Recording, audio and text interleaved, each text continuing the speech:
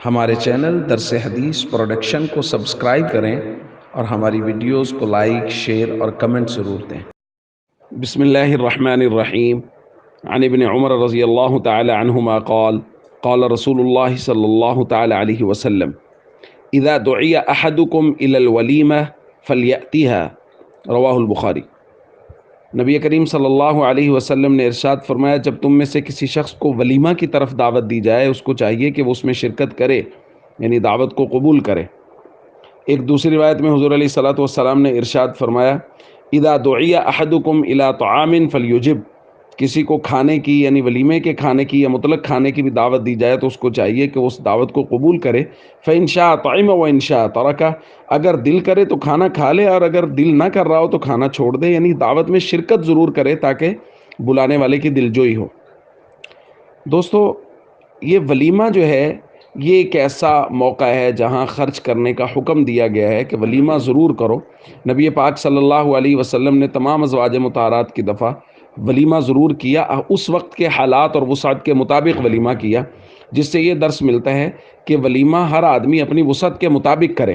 حضرت عبد الرحمن ابن عوف چونکہ مالدار صحابہ میں سے تھے، اس لیے حضور نے ان کو کہا، بارک اللہ لک اولم ولو بشات، اللہ تمہارے نکاح میں برکت ڈالے، ولیمہ کرو چاہے ایک بکری ہی ذبح کرو، یعنی تم کم از کم ایک بکری ضرور ذبح کرو۔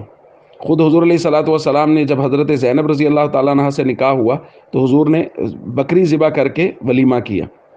تو وسعت کے مطابق ولیمہ کرنا اس کا حکم ہے، اور عمل بھی اللہ کے نبی صلی اللہ علیہ وسلم کا یہ ہے۔ ہمارے یہاں مسئلہ یہ ہے کہ خاندانی مسائل کی وجہ سے اور بہت سارے بہانے بازیاں کر کے لوگ قرض لیتے ہیں ولیمہ کرنے کے لیے، اور قرض پکڑ کے ولیمہ کرتے ہیں۔ جی ناک نہیں رہتی تھی، رشتہ داروں کو کیا منہ دکھائیں گے، فلاں کو بھی بلانا ہے، اس نے ہمیں بلایا تھا لہذا ہم نے بلانا ہے۔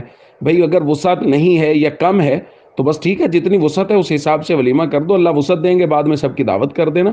لیکن ولیمے کے موقع پر اس طرح قرض پکڑ کے ولیمہ کرنا اور دعوت کرنا، یہ بات شریعت کی نظر میں بالکل پسندیدہ نہیں ہے۔ اس لیے دو باتیں ہو گئیں، اگر کوئی ولیمہ کی طرف دعوت دے تو اس میں ضرور شرکت کرنی چاہیے، اور دوسرا ولیمہ اپنی وسعت کے مطابق کرنا چاہیے، بغیر کسی وجہ کے قرض پکڑ کے اور لوگوں سے قرض لے کے اپنے اخراجات کو نہیں بڑھانا چاہیے، اور بڑی سہولت کے ساتھ ولیمہ وہ کرنا چاہیے جتنی وسعت ہو۔ السلام علیکم ورحمۃ اللہ وبرکاتہ۔ ہمارے چینل درس حدیث پروڈکشن کو سبسکرائب کریں اور ہماری ویڈیوز کو لائک، شیئر اور کمنٹ ضرور دیں۔